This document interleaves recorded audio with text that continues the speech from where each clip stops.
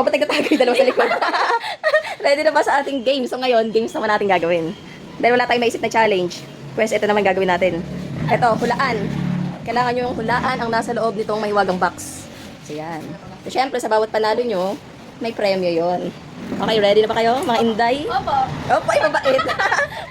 Ang mabait ah. Oo. Syempre, ayusin muna natin para walang daya. So ito, ano muna ito ay, kailangan nilang mahulaan ang nasa loob ng box. So itatapat nyo lang dito kung alin ang kapareho niya.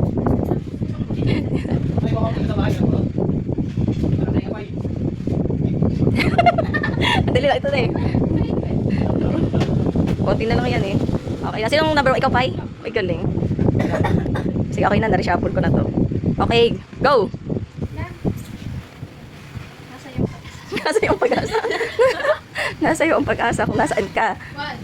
2, 3. Tagal. Okay, hanggang 10 seconds lang. Mali. Mama.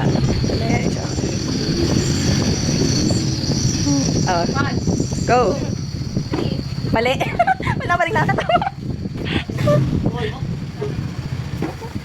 Mali din. Sige.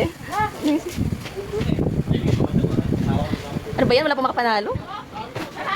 Ano ba yan? Ano ba yan? At tagal ni Pipe. Mali. Ano number yan? 5. 5. Oy, tama. Galing. Ang kauna-unahan. Mali. Mali.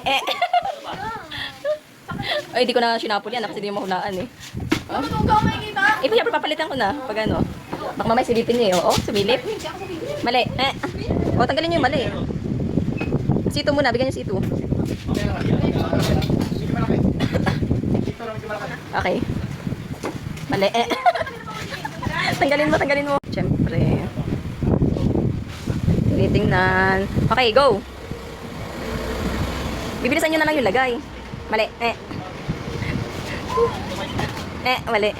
Tanggalin mo. Ang ilan yan? Number 4. Mali. Mali.